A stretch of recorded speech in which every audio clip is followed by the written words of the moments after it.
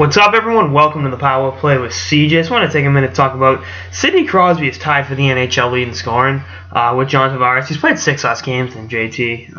Obviously, Crosby's having a down year. Offense is just down around the board. I mean, realistically, you could have someone not break 85 points this year, which is kind of scary for the NHL. But it is what it is. I just think with guys like Sidney Crosby and in the NBA, LeBron James, we take their greatness for granted. Let's use the NBA, for example. They're talking about MVP candidates. James Harden's doing great. Russell Westbrook's on no level. Steph Curry's great. But you look at the numbers, LeBron's at or better than, pretty much all of them in different categories. It's like, he's been doing it for the last decade, and it kind of becomes like, oh, yeah, by the way, he's really, really good. And it's the same thing with Crosby. They've been doing these great things for so long that it's like, oh, yeah, by the way, when they struggle, and I think it was Michael Irvin that said it, sports media likes to write two stories. Guys that are on the rise up to the top and on the decline. And when guys get up to the top and are there for so long, so often we're trying to knock them down a few pegs. And that's not happening. Crosby's still 28 years old.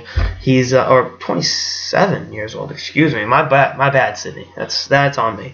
But he's been one of the best players in the league since he was 18 years old. Has 2 MVPs, scoring title, 2 gold medals, Stanley Cup. I can sit here and talk about his resume, but it's like, oh yeah, he's not doing as well as we'd want him to do, but he's still better than pretty much everyone else in the league. That's the thing with Crosby. It's like his bad year is anyone else's career season.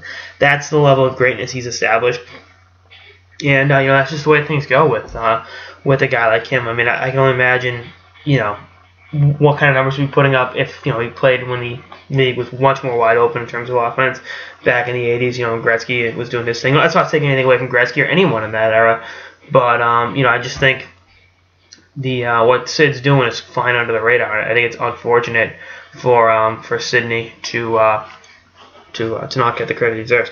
But I mean, the thing is, Crosby's hated for every. First of all, if you're great, you're hated. I mean, in keeping with the trend of athletes throughout sports that are great, everyone hates LeBron. Well, now because he went home, everyone loves him.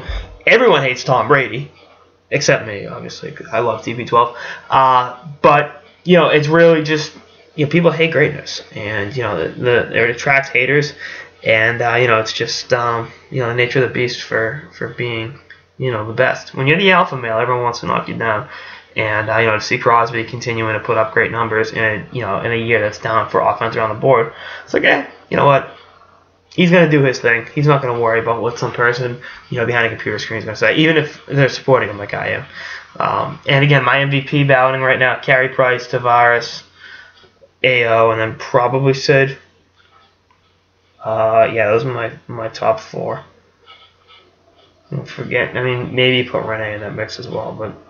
Those are my 4. And then finalists, JT, AO, and Price. And again, Price is my guy to win it. So anyway, that's all I got this episode of the Power Play with CJ on Sidney Crosby not getting the credit he deserves. Stay tuned for episodes of the season and beyond. Later, guys.